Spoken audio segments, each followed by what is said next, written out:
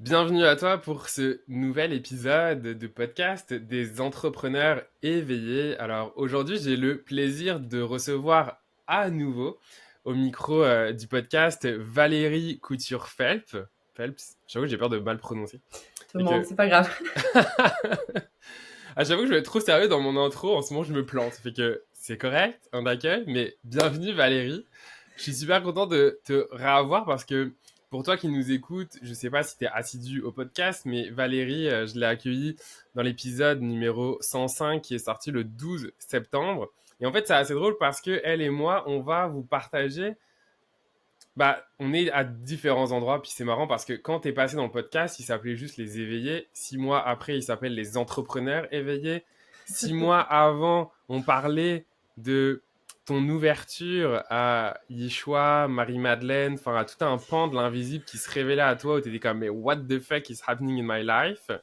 Yes. Puis t'étais en partance pour un pèlerinage justement dans le sud de la France, fait que 6 mois après, où est-ce que t'es rendu? Qu'est-ce qui se passe dans ta vie? C'est ça que je vous propose de voir dans l'épisode d'aujourd'hui. Fait que c'est parti. Fait que peut-être pour les gens qui te connaissent pas, pour les personnes qui n'ont pas écouté l'épisode du 12 septembre, que je t'invite à aller écouter, est-ce que tu peux te présenter? En même temps, j'ai envie de dire que tu n'es plus la même Valérie qu'il y a 6 mois. Fait que, anyway, même si tu as écouté l'épisode du mois de septembre, Valérie, qui es-tu aujourd'hui? Le 6 Wow. février 2024. Je suis toujours la même femme, avec plus de richesse, de compréhension, de vision, de clarté, d'assurance, de confiance, de précision. Mm. J'accompagne les femmes, je suis mentor pour les femmes et surtout pour les femmes qui désirent être au service du monde, c'est-à-dire probablement, éventuellement, dans l'entrepreneuriat, donc les femmes qui éventuellement vont...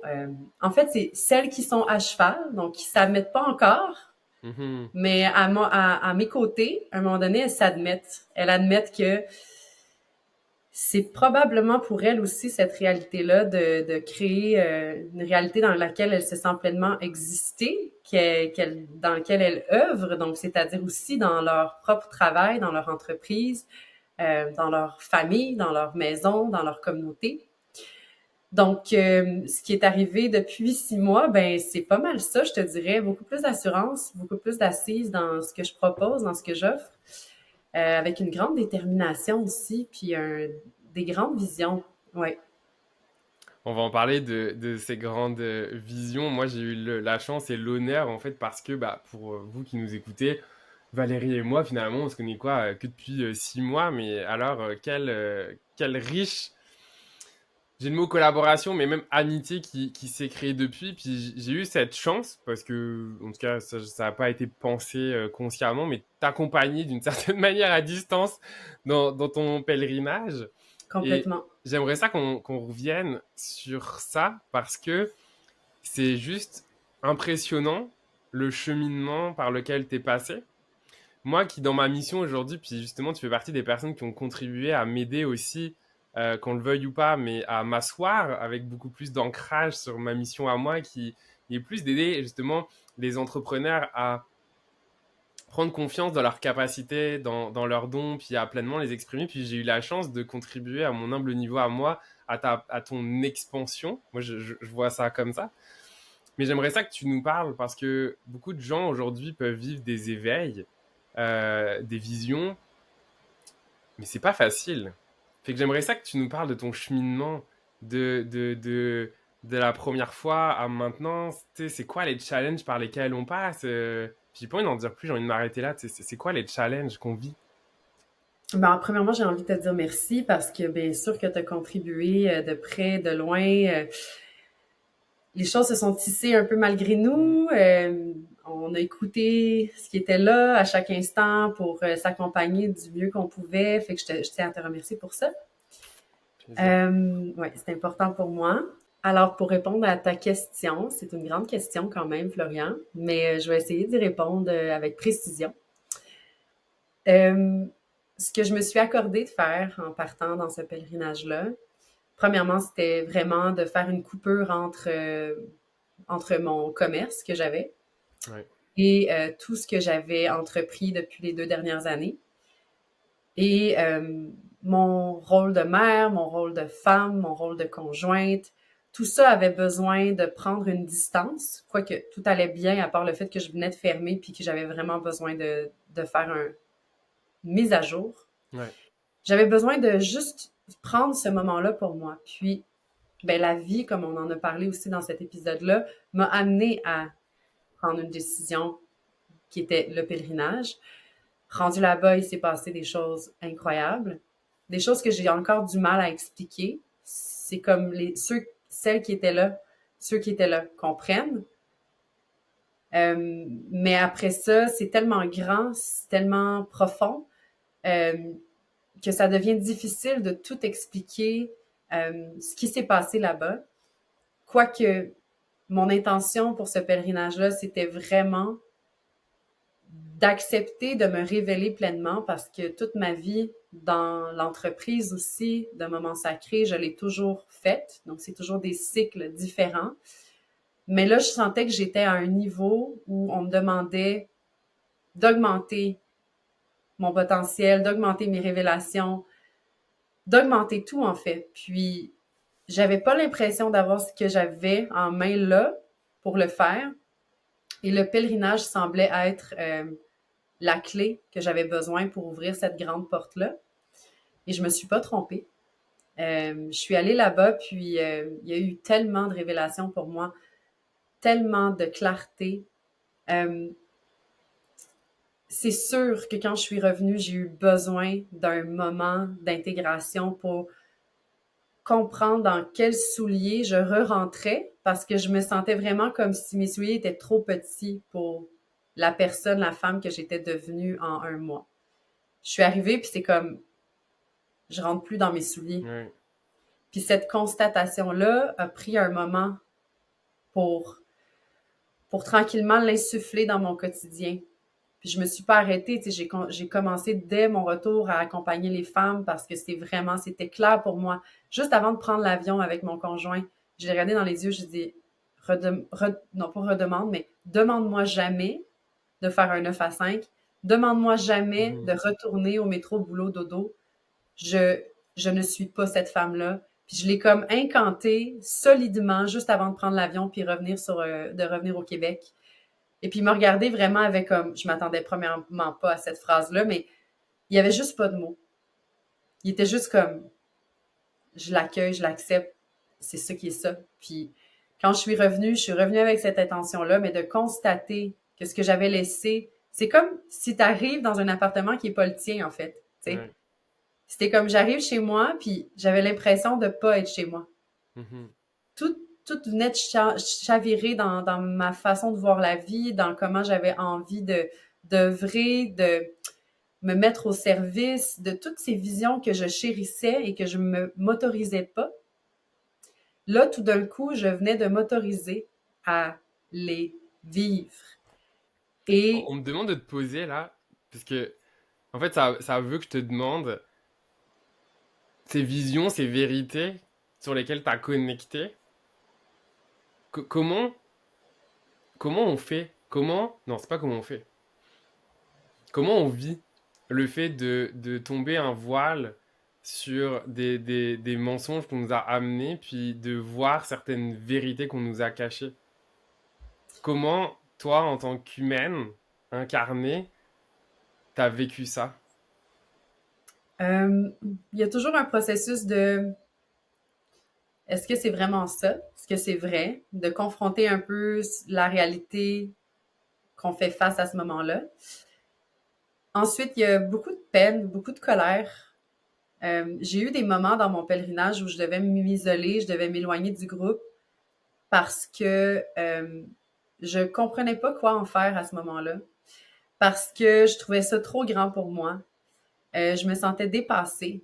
Je me rappelle, j'étais à l'Ermitage de Galamus, c'est comme une des grottes cathédrales les plus incroyables dans les lieux que j'ai visités. Et puis à un moment donné, je suis sortie à l'extérieur, je me suis mise sur le plateau, j'ai regardé le soleil, le paysage, je me suis effondrée, en fait, j'ai pleuré à genoux parce que littéralement, je savais pas quoi faire avec ça. Puis je me suis autorisée de vivre les émotions de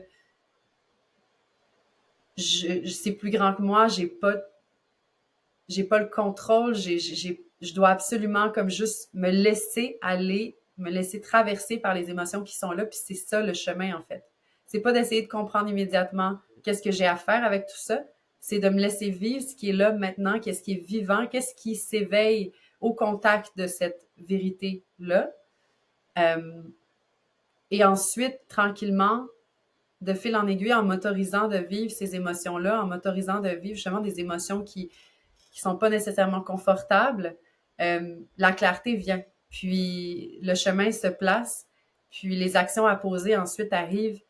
Puis j'ai remarqué que c'est quand je résistais à me laisser vivre ces émotions-là, que c'est là où il y avait pas. C'est comme j'arrivais à un cul-de-sac où je savais pas Ouais. du tout quoi faire à part supporter, tenir un inconfort, qui avait pas besoin de rester là, qui avait juste besoin de me traverser en fait. Mhm.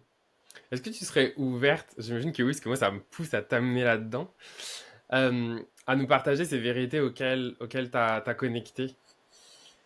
Ouf.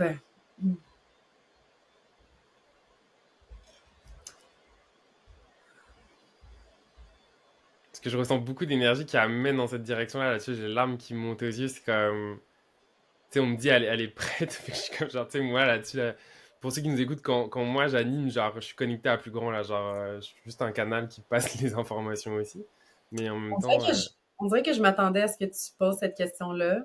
On dirait hmm, que je me suis dit que je savais pas si j'étais prête.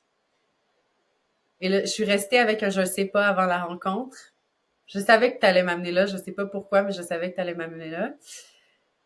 Euh, si je peux me permettre de répondre comme ça pour l'instant, puis on verra où ça m'amène. mhm, Euh, tu as été le premier, en fait, dans mon processus de pèlerinage à venir me voir à partir d'Instagram, là, en message privé. Je sais pas si tu te rappelles de ce moment-là. ouais, ouais. Mais je venais de connecter avec une grande vérité pour moi.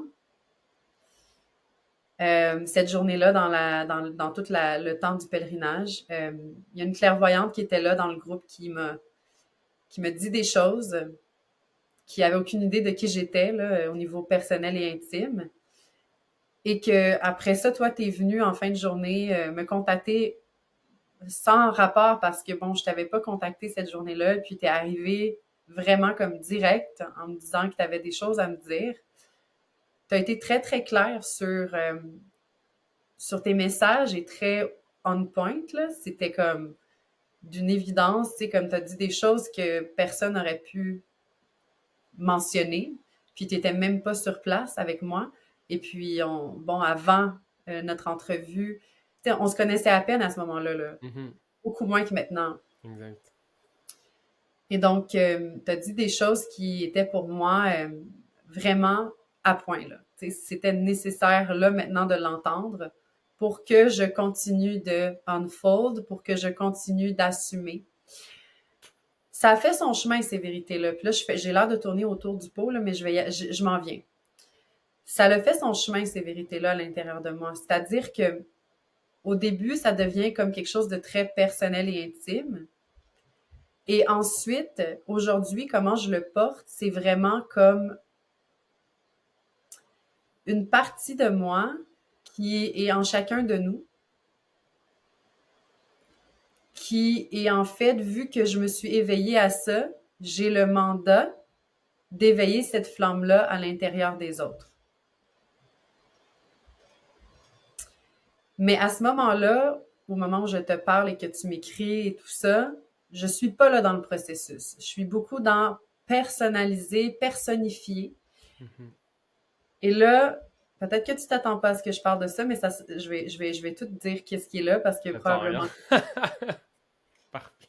Parce que dans l'univers spirituel, on a tendance à mettre beaucoup l'ego Mm, dans nos histoires, dans les histoires tu sais, si on a une sensibilité de recevoir, de canaliser, on veut beaucoup s'identifier à ce qu'on reçoit comme information. On veut beaucoup sentir, en fait, on veut sentir qu'on est important, on veut sentir qu'on a notre place, on veut se sentir légitime. Alors, à travers les histoires qu'on reçoit, à travers les images qu'on reçoit, on s'identifie énormément à tout ça. Et moi, je pense que ça, c'est une partie de l'ego qui est là dans le chemin. Et à ce moment-là, je dis pas que mon ego était dans le chemin, mais il y avait quand même une partie de moi qui s'identifiait à cette histoire beaucoup plus que maintenant. Aujourd'hui, ça fait partie de moi, mais je le vois faire partie des autres aussi. Et je le vois comme un mandat où j'allume cette flamme-là et d'autres vont en allumer par la suite.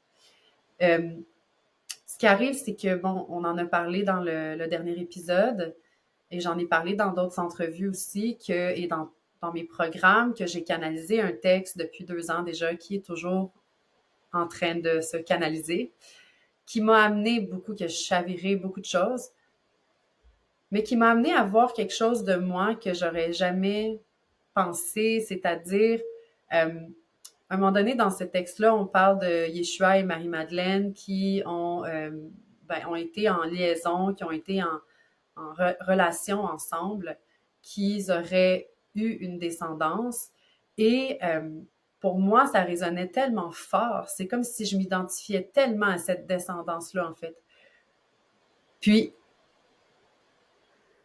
je l'ai compris à un moment donné, au mois de juin à peu près, ça a commencé à vraiment faire son chemin. Puis quand j'ai accepté que j'étais peut-être cette descendance-là, là on parle d'une histoire, ok? Que j'étais peut-être je faisais partie de cette descendance-là, c'est là où tout s'est mis en place pour m'amener au pèlerinage. Puis si je m'étais pas autorisé ça, j'aurais pas vécu toutes ces synchronicités-là qui m'ont amené finalement à aller au sud de la France. Et quand j'étais là-bas, ça a été encore plus fort. J'ai eu des signes comme la clairvoyante qui me parlait justement en me disant que je faisais partie de cette descendance-là. C'est ce que tu m'as parlé quand tu m'as écrit. Tu m'as dit que Yeshua et Marie-Madeleine me reconnaissaient comme leur fille. C'est les mots que tu as utilisés. Et puis j'ai pleuré, mais ça avait sens, ça avait pas de bon sens. À quel point je pleurais de sentir que je retournais à la maison. J'avais vraiment à me laver. Il y avait vraiment quelque chose que j'avais besoin de vivre à travers cette réalité-là.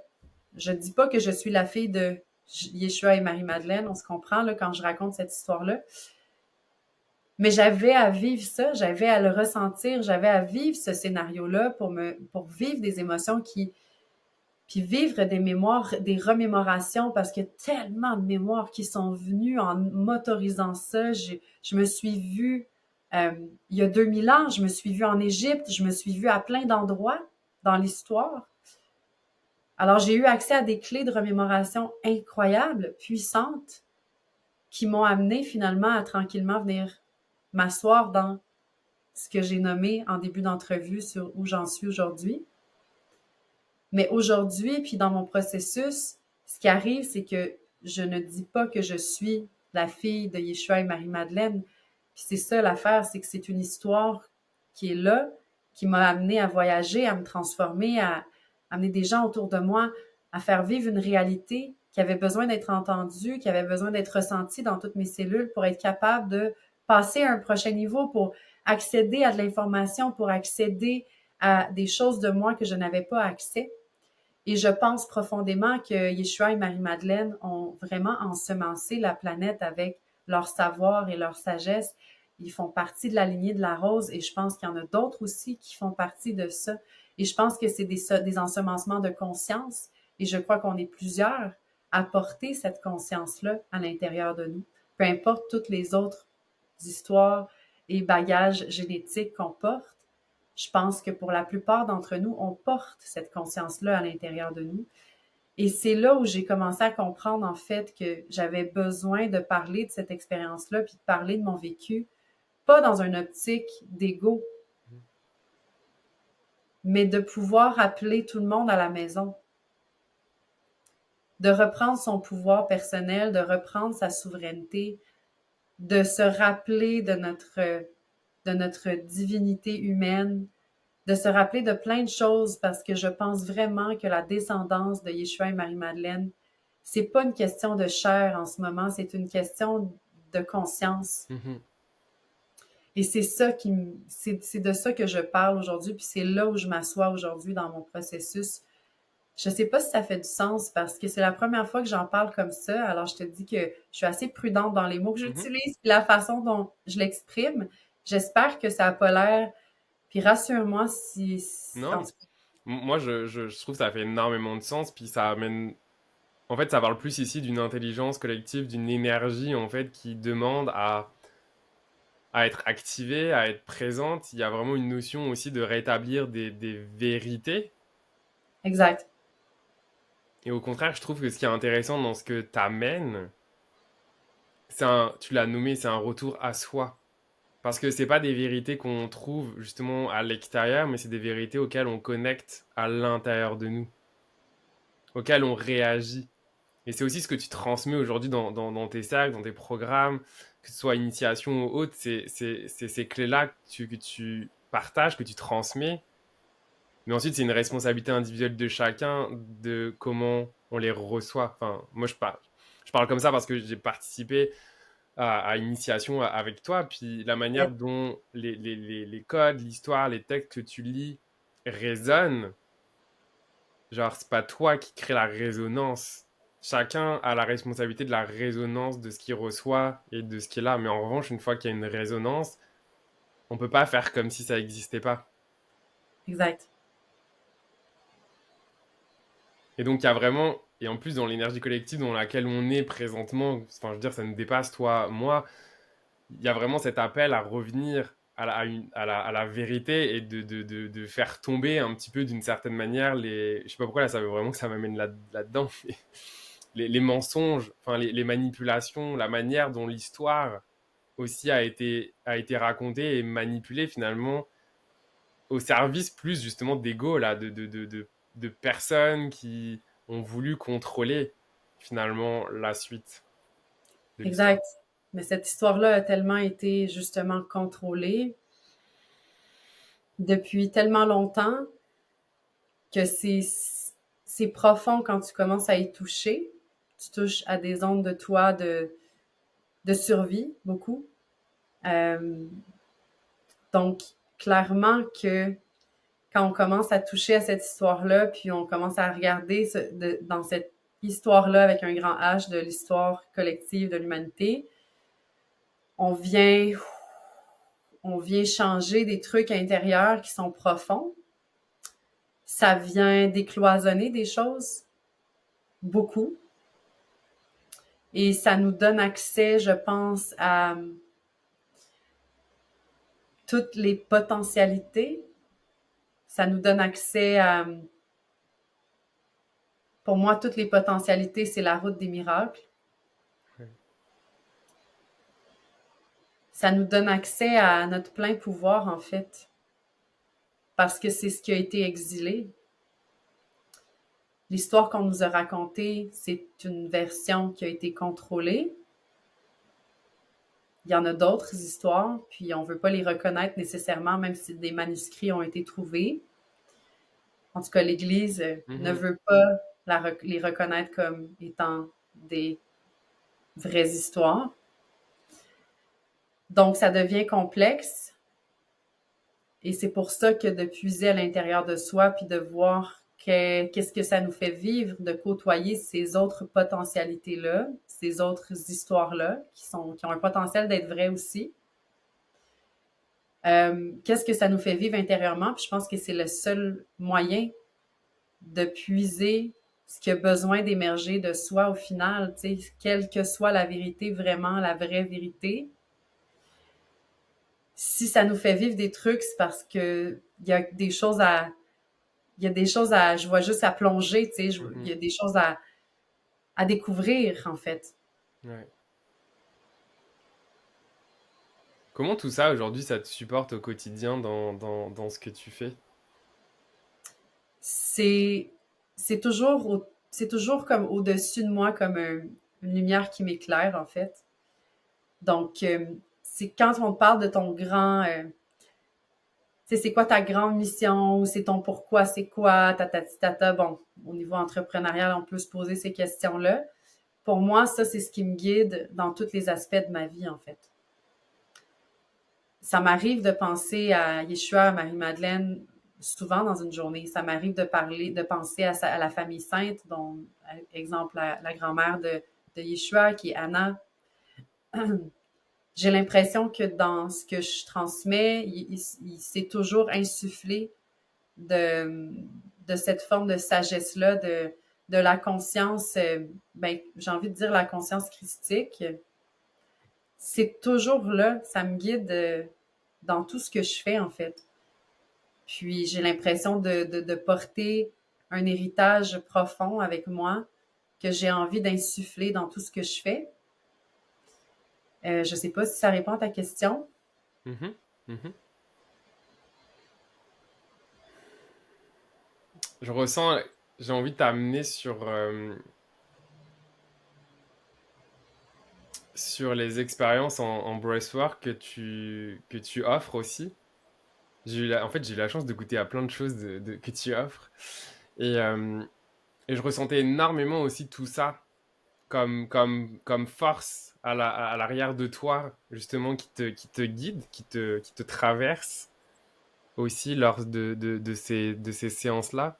J'aimerais ça que tu me parles de comment t'es supporté là-dedans, parce que je ressens vraiment une force, une très grande force qui te supporte là-dedans. Fait que, tu sais, j'aimerais ça que tu partages comment tu te laisses porter par ça, en fait. Euh, En fait, ce que j'ai oublié de dire aussi dans toute cette descendance-là de Yeshua et Marie-Madeleine, c'est que il y aurait le prénom Sarah, qui serait la fille dans l'histoire, là, dans une des histoires qu'on aurait découvert. Et Sar, qui est une énergie pour moi de révolution, en fait, de, de guerrière. Sar, pour moi, c'est ce qu'elle représente. Elle représente vraiment une promesse de renaissance. Et Sar, c'est une énergie que je porte, que j'ai à l'intérieur de moi, euh, qui m'accompagne surtout dans mes séances de rebirth, mes séances de renaissance, justement. Mhm. Et accompagnée, bien sûr, de toutes ces énergies-là qui sont toujours là quotidiennement, mais l'énergie de mes séances individuelles, premièrement, c'est une expérience qui est vraiment unique parce que je te dirais que oui, bien sûr, j'ai des outils derrière moi. Je suis professeure de yoga, la respiration, tu sais, je m'y connais. J'ai fait aussi une formation en parallèle pour me sentir quand même en sécurité avec ce que je propose, pour mettre tout le monde en sécurité. Mais le processus qui est là m'a été, c'est arrivé vraiment comme une remémoration aussi. J'ai, euh, j'ai été guidée à travers une façon de faire que j'applique depuis maintenant 2 ans. J'ai commencé avec des femmes que je connaissais déjà, qui me faisaient confiance.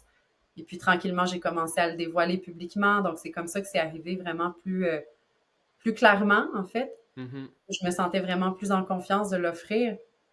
Mais ce que j'ai compris en étant au sud de la France, dans les grottes initiatiques, c'est que ce que je propose, c'est que ça a toujours fait partie de moi.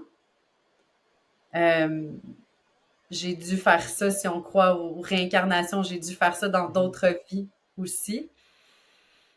Je pense vraiment que c'est un morceau de ce que je porte qui m'est revenu. Je me suis rappelé simplement.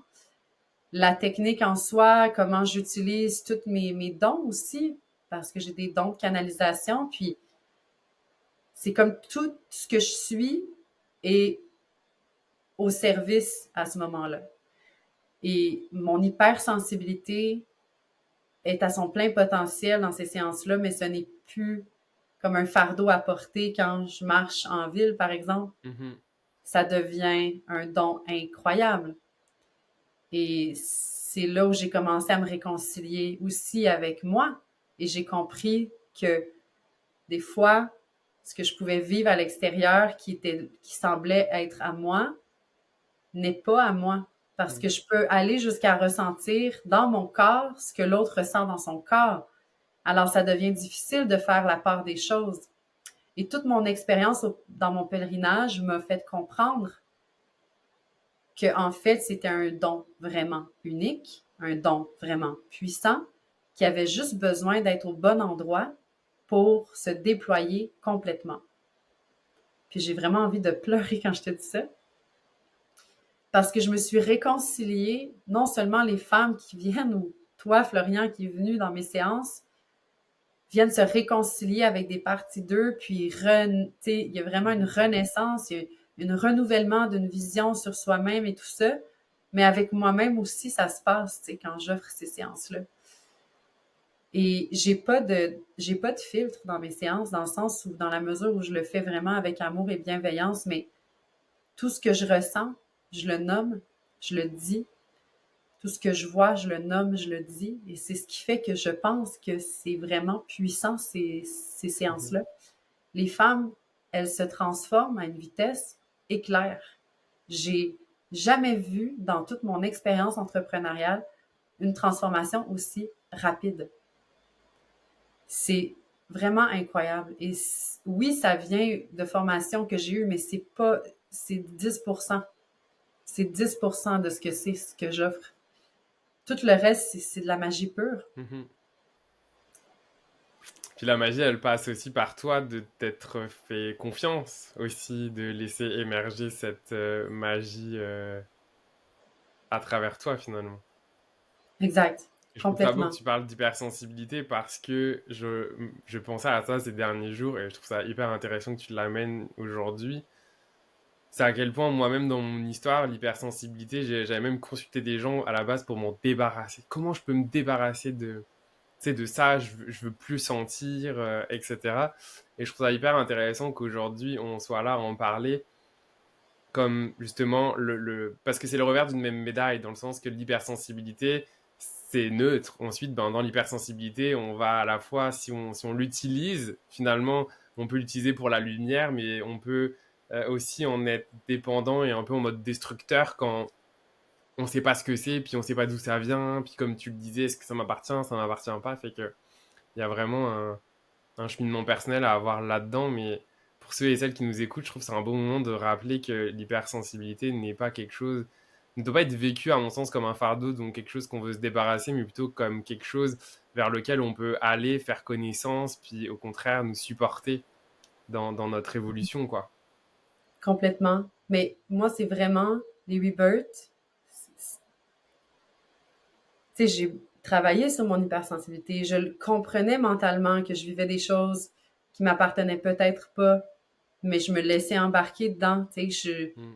parce que tant qu'il y a un espace de non-dit où on peut pas catcher vraiment ce qui appartient à l'autre ou ce qui m'appartient, tant que je peux pas être dans un lieu où je suis vraiment capable de voir ça, pour moi, ça se passait pas.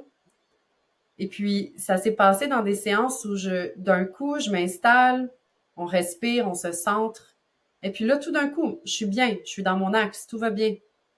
Puis là, je commence à me sentir là, complètement envahie dans mes jambes, de la nervosité, des tremblements. Mm. Et puis là, je me dis, c'est pas à moi tout ça. Mm. Et puis là, je le nomme. Puis je le nomme. Puis à chaque séance, chaque fois qu'il se passe quelque chose dans mon corps, je le nomme. Et puis finalement, le retour que j'ai, c'est quand tu as nommé tout ça, c'est exactement ce que je sentais à l'intérieur de moi.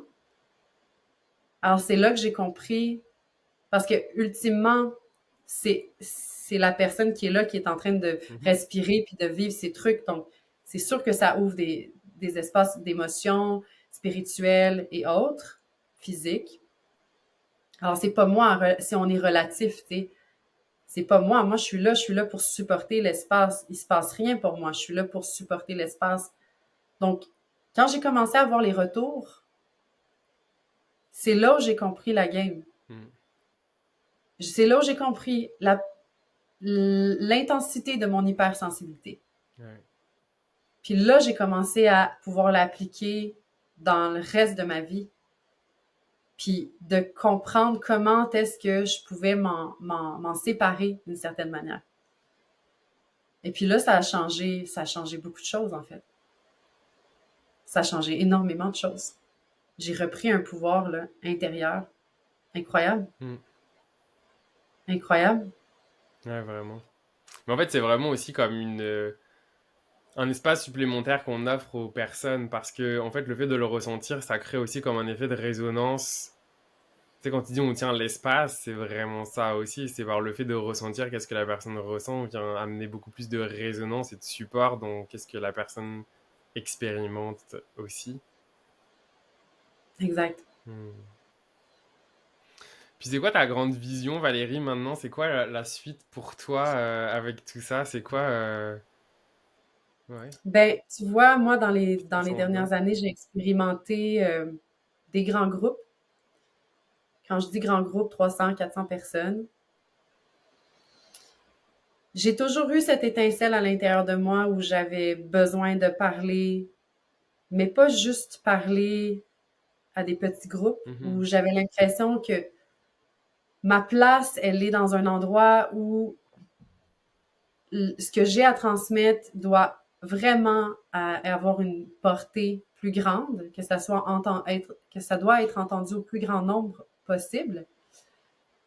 Alors moi, ma grande vision, c'est de simplement à travers mes expériences, à travers les expériences que je vis, que je puisse offrir des espaces de transformation, que je puisse offrir des expériences aux gens, que ce soit à travers mes livres, à travers des conférences, à travers euh, des grandes expériences sur un stage, par exemple. Tu sais, je me vois faire vivre des choses incroyables aux gens où ils décloisonnent des choses, ils décloisonnent des concepts, ils décloisonnent, ils renaissent à eux-mêmes, en fait, tu sais. Donc, c'est sûr que pour moi, la femme, il y a quelque chose de vraiment, vraiment, il y a un intérêt vraiment profond, mais c'est sûr que dans certaines expériences que j'offre, les hommes sont toujours bienvenus aussi. Mais, fait que c'est ça, ma grande vision, c'est que ce que j'ai vécu, ce que je vis, ça soit vécu avec d'autres à grande échelle, au plus grand nombre possible, que je puisse voyager, que je puisse aller visiter des sites sacrés aussi, que j'invite des gens. Mais j'ai surtout beaucoup envie d'écrire, offrir des conférences, offrir des expériences uniques mhm. à grande échelle. C'est vraiment ce que j'ai envie de faire. Et mon mentorat aussi, pour moi, les femmes, c'est un bonbon. C'est sûr que j'en aurais pas plein. Mais ce qui me drive le plus, c'est de pouvoir exprimer, de pouvoir m'exprimer, partager, parler, écrire Ouais, au plus grand nombre possible. ouais. Il y a un livre qui s'en vient. Oui, C'est pour quand? on m'a dit que ça serait autour du 20 mars, donc à l'équinoxe du printemps. Et il part à l'impression dans quelques jours au moment où on est ensemble en ce moment. Ouah, qu'est-ce que tu ressens? Beaucoup d'excitation, de la fébrilité, de l'inconnu. Euh, je travaille beaucoup la visualisation en ce moment, de pas nécessairement avoir des attentes, mais de visualiser dans quelle énergie j'ai envie d'être, avec qui j'ai envie d'être quand ça va arriver. Qu'est-ce que j'ai envie de faire avec ça? Jusqu'à où j'ai envie de le porter, ce livre-là, parce que bon, il y a 2 ans de Mm. travail, mais avant ça, il y a aussi plusieurs années d'accumulation. Fait que j'ai l'impression qu'une fois qu'il est sorti, je suis déjà dans un processus plus loin Ouais. encore. Fait que comment je veux prendre soin de cette partie-là de moi qui est passée, qui pour les gens qui vont voir le livre est maintenant pour eux, Mm. tu sais. Et c'est vrai que Donc, c'est un challenge, on en parlait rapidement en off tous les deux, de ben, un livre qui émerge, qui représente une version de toi qui date de 2 ans, mais qui en même temps est importante parce elle porte une histoire et elle porte des messages qui sont toujours au goût du jour, mais où complètement. toi, tu aurais déjà de quoi potentiellement sortir un deuxième livre de là où tu es aujourd'hui. C'est Oui, oui, que... complètement. C'est ça l'affaire. Fait que je travaille aussi sur le discours que j'ai envie d'entretenir Ouais. par rapport à ce livre-là.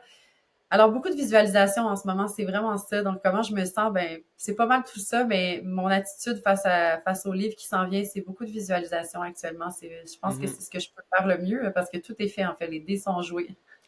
Je crois me souvenir, d'un coup, ça vient dans ma mémoire, là, tu parlais de groupe pour les personnes qui ont envie d'expérimenter quelque chose en groupe. Il y a quelque chose qui s'en vient dans Mont-Tremblant, au Québec, dans une Ouais, retraite, non? oui, t'as raison. La retraite Ouais, c'est miracle, ça. j'offre là-bas Rebirth Temple, fait que c'est un rebirth de groupe, euh, massivement, là. Donc, Ça, c'est quand? d'ailleurs, Je sais pas, j'ai pas les dates par cœur, mais c'est au mois de mai, si je me trompe pas, c'est fin mai, si je me trompe pas. Ok. Fait que, On en tout cas, pour les personnes qui sont au Québec ou qui seront au Québec, qui ont envie d'en faire l'expérience, bah, en tout cas, vous pourrez. De toute façon, je vous mettrai dans la Oui, description de l'épisode la page Facebook de Valérie, son compte Instagram, comme ça vous pourrez aller suivre son actualité et regarder un petit peu tout ce qui s'en vient. Moi, j'en suis sûr qu'il va y avoir aussi bientôt des conférences, des choses comme ça. Dans l'énergie, c'est là quelque part. mais je Et des travaille fort sur retraites ça. aussi, non? Il n'y a pas une retraite potentiellement en France aussi Je travaille là-dessus. J'aimerais hmm. vraiment ça que ça ait lieu. C'est sûr que là, en ce moment, je mets mon énergie sur le lancement qui Ouais, s'en vient et tout. Mais une fois que ça va être fait, ça va setter un peu le temps sur ce que j'ai envie qu'il se passe puis comment je vais mettre ça en place, là. Oui. yes. Bah écoute, merci à nouveau d'avoir accepté mon invitation pour la suite de l'histoire de Valérie après l'épisode du 12 septembre. On se faisait la joke parce qu'on l'enregistre, on est le 6, mais l'épisode, il sort. Enfin, en tout cas, quand toi tu nous écoutes, on est le 13 février, en tout cas pour sa date de sortie. Donc ça fait genre vraiment comme 6 mois après. Puis je trouve ça vraiment inspirant, puis beau de voir l'évolution justement 6 mois après. En plus, on se l'était dit en joke, hey, on pourrait se faire la suite. Ben voilà, la suite Exactement. est tournée. C'est comme si on fermait une boucle, un cycle. Exactement. Mais je te remercie, Florian, pour ta confiance, pour cette belle entrevue. Toujours un plaisir d'être là avec nos belles couleurs Ouais, thématiques. on est assortis. Bah écoute, en tout cas, pour nous, c'est juste un à bientôt. Et pour vous qui nous écoutez, ben à la semaine prochaine pour un nouvel épisode des Entrepreneurs éveillés. À bientôt!